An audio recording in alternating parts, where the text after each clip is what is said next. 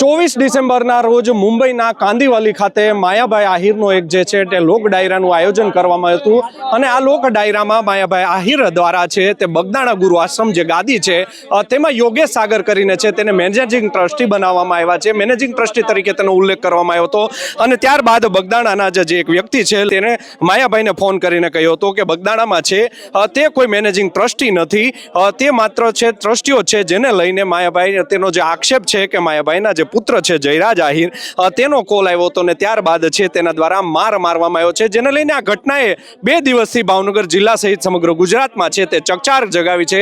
જે 8 આરોપીઓ છે તે 8 આરોપીને ઝડપી લેવામાં આવ્યા છે અને 8 આરોપીને આજે પોલીસ દ્વારા છે તે અહીંયા તેનું રિકન્સ્ટ્રક્શન કરવામાં આવી રહ્યું છે। તમે સીધા જે દ્રશ્યો જોઈ રહ્યા છો કે જે નવનીત બાલદિયા નામનો વ્યક્તિ હતો તે આ બાઇક છે તમે દ્રશ્યમાં જોઈ રહ્યા છો તે બાઇક લઈને જઈ રહ્યો હતો, એટલે કે તેના દીકરાનો ફોન આવ્યો હતો કે એની ટ્રેક્ટર લઈને જઈ રહ્યો હતો ત્યારે કોઈ અજાણ્યા કાર ચાલકે તેની ચાવી કાઢી લીધી હતી અને ચાવી કાઢી લીધા બાદ તેના પિતાને ફોન કરવામાં આવ્યો અને તેના પિતા છે તે ગુરુ આશ્રમ બગદાણાની બહાર ઊભા હતા ત્યારે પૂરપાટ ઝડપે એક વેરના કાર ત્યાંથી નીકળી હતી ને ત્યારબાદ જે નવનીત બાલદિયા છે તેની પાછળ ગયા હતા અને કાર ચાલકે ઊભી રાખીને તેને મારવામાં આવ્યો હતો। આ મામલે છે તે 8 લોકોની પોલીસ દ્વારા ધરપકડ કરવામાં આવી છે, જેમાં મુખ્ય આરોપી છે નાજુ ઢીંગુભાઈ કામળિયા, સાથે જ સહ આરોપી છે રાજુ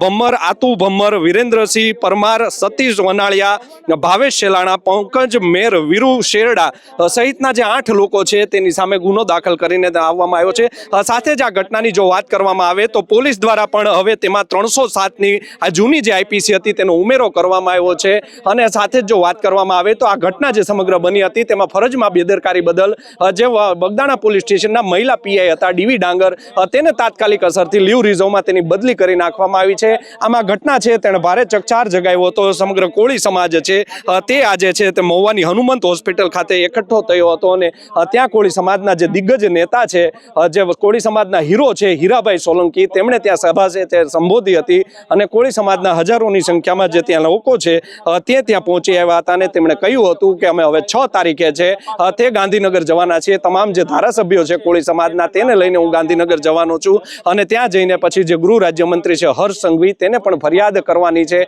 આમ તેણે કહ્યું હતું કે અમે 6 તારીખે જઈએ તે પહેલા જ આ તમામ જે પીઆઈ છે તેની બદલી થઈ જવી જોઈએ। આમ હીરા સોલંકીએ જે કહ્યું હતું કે બદલી થઈ જવી જોઈએ તેના કલાકોમાં જ જે મહિલા પીઆઈ છે ડીવી ડાંગર તેની બદલી કરાવી નાખવામાં આવી હતી અને જે આ સમગ્ર જે મામલે છે પોલીસ દ્વારા અત્યારે છે તેનું રિકન્સ્ટ્રક્શન કરવામાં આવ્યું છે। મહિલા પીઆઈ પાસેથી તપાસ લઈને મહુવા ટાઉનના જે પીઆઈ છે KS પટેલ તેને સમગ્ર જે તપાસ છે તે હવે સોંપી દેવામાં આવી છે અને તેઓ જે છે તે હવે તપાસ ચલાવી રહ્યા છે। આ મામલે કેટલા લોકો જે આરોપી છે તેને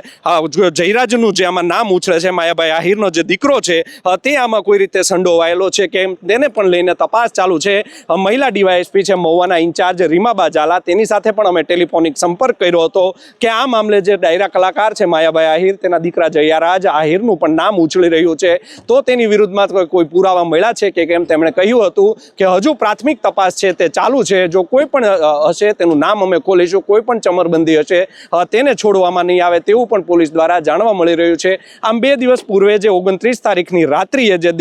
બગદાણા ગુરુ આશ્રમ જે બગદાણા જે આવેલું છે તીર્થધામ છે, મોટું તીર્થધામ છે બગદાણા, ત્યાં જે છે તે હિંચકારો હુમલો છે તે કરવામાં આવ્યો હતો, જેને લઈને કોળી સમાજ છે તે ખાસો નારાજ થયો હતો અને લોકો છે તે આજે મોટી સંખ્યામાં છે મહુવા ખાતે ઉપસ્થિત થયા હતા। આમ ભાવનગર પોલીસે જે બગદાણાની પોલીસ છે તેમણે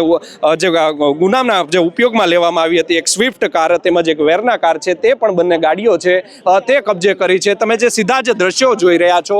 કે આ જે વરઘોડો કાઢવામાં આવ્યો હતો તેમાં જાનૈયાઓ છે તે પણ મોટી સંખ્યામાં અહીંયા ઉપસ્થિત થયા હતા અને લોકોના ટોળે ટોળા છે વળી ગયા હતા। પોલીસે પણ પૂરતું પોલીસ બંદોબસ્ત છે તે અહીંયા ગોઠવી દેવામાં આવ્યો હતો કે કોઈ અનિચ્છનીય બનાવ છે તે ન બને, જેને લઈને પોલીસ દ્વારા પણ પૂરતું પોલીસ પ્રોટેક્શન તે રાખવામાં આવ્યું હતું, જેને લઈને કોઈ અનિચ્છનીય જે બનાવ છે તે ના બની શકે। આ વિવાદને લઈને હવે તેમણે જે ચીમકી આપી છે હીરાભાઈ સોલંકીએ કે આગામી તારીખ 6 ના રોજ તેઓ છે તે ગાંધીનગર ખાતે જવાના છે અને ગાંધીનગર ખાતે હર્ષ સંઘવી છે તેમને રજૂઆત કરવામાં છે। આ વિવાદોની વચ્ચે અત્યારે પણ એક સમાચાર જે છે તે સામે આવી રહ્યા છે। ડાયરા કલાકાર માયાભાઈ આહિર છે તેઓ પણ હાલ ગાંધીનગર ખાતે પહોંચ્યા છે અને વિવિધ મંત્રીઓની તેઓ મુલાકાત કરી રહ્યા છે, તેના પણ ફોટો અને વિડીયો છે તે સોશિયલ મીડિયામાં હાલ સામે આવી રહ્યા છે। આમ હવે જે બે સમાજ વચ્ચેની જે આ વાત છે, જે ડાયરા કલાકાર માયાભાઈ આહિર છે તેના દીકરાનું જે આમાં નામ ઉછળી રહ્યું છે, પરંતુ પોલીસ કહી રહી છે હજુ સુધી અમને કોઈ પૂરતા પુરાવા પુરાવા છે તે મળ્યા નથી. જો પુરાવા મળશે ડાયરા કલાકારના દીકરાના તો તેની વિરુદ્ધમાં ચોક્કસથી છે તે પગલાં ભરવામાં આવશે. કોઈ પણ ચમરબંધી હશે તેને છોડવામાં નહીં આવે તેવું પણ ડીવાયએસપી રીમાબા ઝાલા છે તેની સાથે ટેલિફોનિક વાતચીત થઈ હતી ત્યારે તેમણે જણાવ્યું હતું. ગઈકાલે રીમાબા ઝાલાએ મહુવામાં જ્યારે પત્રકાર પરિષદ યોજી હતી ત્યારબાદ તેમણે જે નિવેદન આપ્યું હતું મીડિયા સમક્ષ કે આ ઘટનામાં કોઈ પણ જે છે તેનું નામ છે તે અમારી સામે હજી નથી આવ્યું ને ત્યારબાદ આ સમગ્ર વિવાદ છે તે વધુ વકર્યો હતો. જોવું રહ્યું કે આ સમગ્ર જે વિવાદ છે તે હવે ચરમસીમાએ પહોંચ્યો છે. સાથે જ આમાં રાજકીય જે એન્ટ્રી છે તે થઈ છે. હવે જોવું આગામી સમયમાં જ્યારે આ વિવાદ છે તે વધુ વકરશે કે કેમ તે તો આવનારો સમય જ કહેશે. યશપાલસિંહ ચૌહાણ, નવજીવન ન્યૂઝ, બગદાણા.